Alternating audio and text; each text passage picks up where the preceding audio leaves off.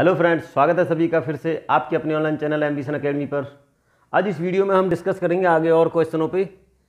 Last video में भी हमने ऐसे कॉपर और जिंक के मिश्रण से रिलेटेड क्वेश्चन किए थे, इसमें भी हम ऐसे ही कुछ क्वेश्चन डिस्कस करते हैं। देखिए ये कह रहा है कॉपर और जिंक के मिश्रण में कॉपर 90% है।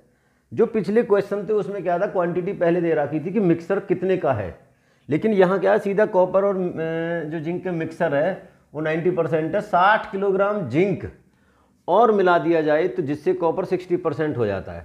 देखिए सीधा सीधा अगर हम बात करें, ये कॉपर है और यहाँ अपना जिंक ले लेते हैं। कॉपर की जो पहले है वो क्वांटिटी कितनी है, 90% है, तो मीन्स जिंक कितना होगा 10, तो कह सकते हैं 9:1 के हिसाब से। बाद में जब इसमें 60 किलोग्राम जिंक और मिला दिया जाए जिससे कॉपर 60% हो जाता है, तो मिश्रण की प्रारंभिक मात्रा मीन्स स्टार्टिंग में मिश्रण कितने केजी का था वो हमें इसमें बताना है। अब इसमें 60 केजी जैसे ही हम जिंक बनाते हैं तो कॉपर हमारा कितना हो जाएगा 60, तो इट मीन्स अब जिंक कितने परसेंट है 40, तो हम कह सकते हैं ये कितना 3:2, ठीक है, ये हो जाएगा 3:2। अब इसमें जिंक को हमने मिलाया या निकाला है तो सीधी सी बात है, कॉपर हमारा क्या अनचेंज, कॉपर हमारा अनचेंज है। जो 9 है अब कितना है ये 3, तो हमारा काम क्या रहेगा, पहले इसको बराबर कर लेते हैं। इसको बराबर करने के लिए सीधा सीधा 3 से मल्टीप्लाई, तो 9:1 तो था ही, ये कितना हो जाएगा 3 3 जा 9 और 3 2 जा 6। तो हम कह सकते हैं ये 1 था हमारा जिंक जो अब 6 हो गया, मीन्स हमने कितना मिलाया 5 हमारा कितने केजी के बराबर है 60 के। ये दोनों का मिश्रण पहले ही था 9 और 1 10। अगर 5 हमारा 60 है तो 10 कितना होगा 60 × 10/5, ये 2 जा 120। तो जो स्टार्टिंग मिक्सर था वो कितने का था 120 केजी का। आई होप कि आपको ना ये क्वेश्चन समझ में आ गया होगा कैसे है ये, ठीक है।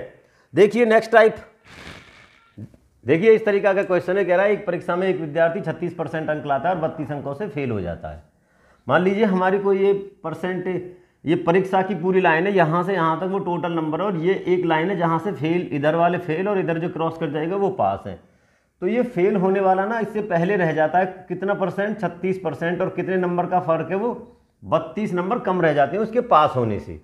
उसी परीक्षा में एक अन्य विद्यार्थी 48% लाता, मीन्स वो कोई 48 पास होने से ज़्यादा 48% ला रहा और 64 अंकों से पास हो जाता है। 64 अंकों का मतलब है जो पास होने की हमारी डेडलाइन है उससे 64 अंक वो ज़्यादा लाता है। तो ये क्या हो जाएगा यहाँ से यहाँ तक 64।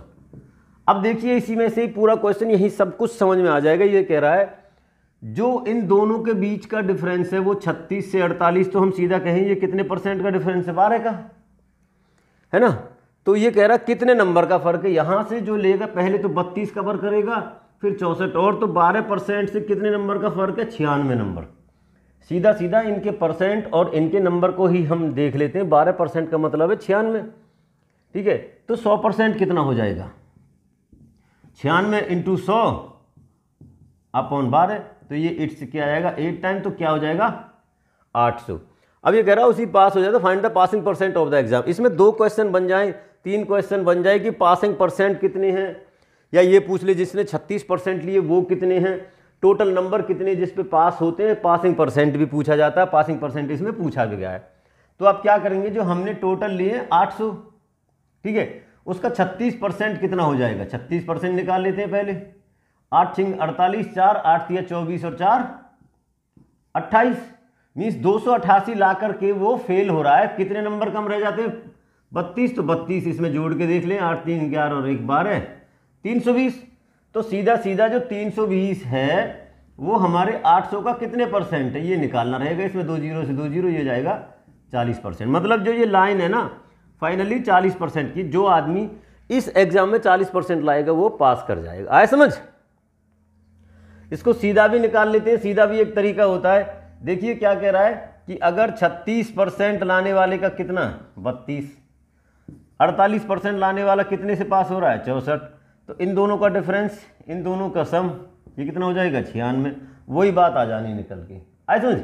एक बार पता चल जाए कि जो 12% का अंतर कितना 96, तो 100% कैसे हम बड़े आराम से इसको निकाल लेते हैं, ठीक है। देखिए नेक्स्ट टाइप, देखिए इस तरीका का कोई क्वेश्चन आ जाए। ये कह रहा है एक एग्जाम में ABCD 4 विद्यार्थी हैं जो सम्मिलित हैं ए के अंक बी से 10% कम है। पहले ए और बी के साथ तुलना है, आगे कह रहा है बी के अंक सी से 25% अधिक हैं और सी के अंक जो हैं वो डी से 20% कम है। यदि ए को 500 अंकों में से 360 अंक प्राप्त हुए तो बताइए डी के अंक कितने हैं और कितने % उन्होंने प्राप्त किए।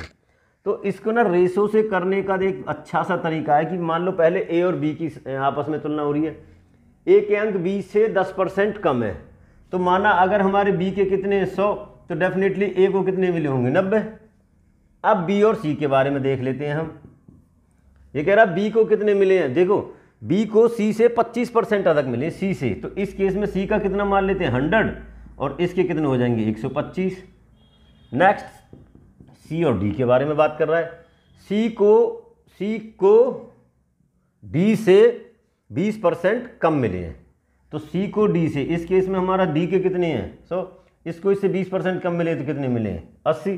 तो सीधा सीधा अगर बात करें तो ये कितना हो जाएगा 9:1, ये 25 से 4 बार और 5 बार, ये कितना हो जाएगा 5:4 और ये कितना हो जाएगा 4:5। तो सिंपल सा ए बी सी डी निकालेंगे, A/B/C/D।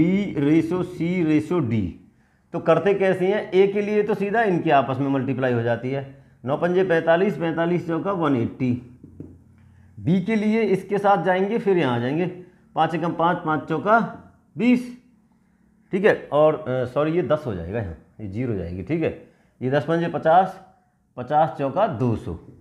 ये सी के लिए क्या करेंगे, यहाँ से यहाँ आएंगे फिर यहाँ आएंगे, 10 चौक 40, 40 चौका 160। और डी के लिए फिर से आपस में मल्टीप्लाई, 10 चौक 40, 40 पंजे 200।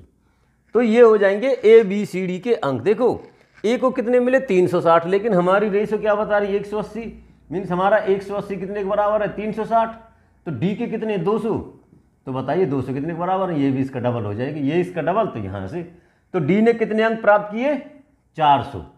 कितने % किए, बड़ा आसान सा तरीका, 400/500 इंटू के 100, 2 0 से 2 0 जाएगी, 5 से 20 बार, तो 20 चौका 80%। तो इस तरीका के क्वेश्चन को आप ऐसे रेशो से निकाल सकते हैं, चाहो तो ABCD अलग अलग मान करके किसी का भी कर सकते हैं, लेकिन आसान तरीका ये भी है और अच्छा भी है, और आई होप कि समझ भी आ ही गया होगा। तो आज की वीडियो में इतना ही। नेक्स्ट अभी जो टाइप है उन पे डिस्कस करेंगे नेक्स्ट वीडियो में। आई होप कि मेरे द्वारा ये 2 या 4 जो क्वेश्चन नई टाइप के बताएं सभी को समझ में आए होंगे। समझ में आने के बाद वीडियो को लाइक करें, शेयर करें और चैनल को सब्सक्राइब करें।